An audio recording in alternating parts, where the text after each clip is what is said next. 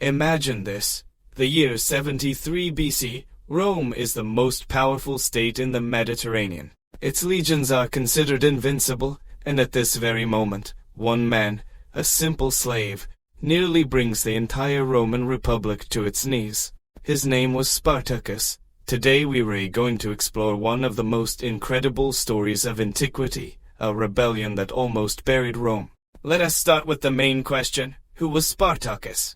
According to one version, he was a Thracian, possibly a former Roman soldier who had been captured. According to another, he was a simple shepherd. What we know for sure is that he was sold to a gladiatorial school in Capua, one of the harshest in Italy.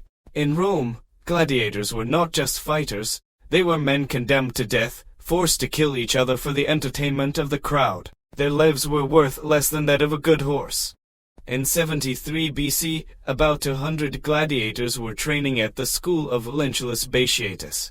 Among them were Spartacus and his two friends, Crixus and Onamaus. They made a decision: it was better to die fighting for freedom than to die on the arena for someone else's pleasure. One night they attacked the kitchen, armed themselves with knives and spits, and killed the guards. Out of 200 gladiators, only 78 managed to escape.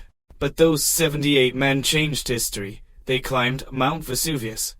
At first, the Romans didn't take it seriously. Just a bunch of slaves, the senators thought. They sent a small force led by Praetor Claudius Glaber, and that's when the first miracle happened. Spartacus and his men braided ropes from wild vines and descended a steep cliff at night into the rear of the Roman camp. They attacked suddenly and completely destroyed Glaber's detachment. It was their first major victory. News of the uprising spread across Italy. Thousands of slaves, shepherds, and impoverished peasants began flocking to Spartacus' banner. Within a few months, his army grew to 40,000, and later to 70,000 people. Spartacus turned out to be not just a strong warrior, he was an outstanding commander. He introduced iron discipline, he forbade unnecessary looting of civilians. He divided the spoils equally among everyone. The Romans wrote with horror that this slave behaved more honorably than many Roman generals. In 72 BC, Rome finally realized this was not just a slave revolt. It was a real war. They sent the consuls against Spartacus, Lucius Gellius and Gnaeus Cornelius Lentulus. Spartacus defeated their armies separately, then he crushed another praetor. It seemed that Italy was about to fall, but Spartacus had a problem. His army consisted of different peoples: Thracians, Gauls, Germans, Greeks. Not everyone wanted to continue, many simply wanted to go home. Spartacus made a brilliant but risky decision: to lead the army across the Alps to get the people out of Italy. But the Gauls and Germans refused. They wanted to stay and plunder. This became the beginning of the end. Rome, in panic, appointed a new commander, Marcus Licinius Crassus, one of the richest and cruelest men in the Republic. Crassus assembled a huge army of 40,000-50,000 legionaries and began systematically destroying the rebel forces. In the winter of 70 to 71 BC, a tragedy occurred.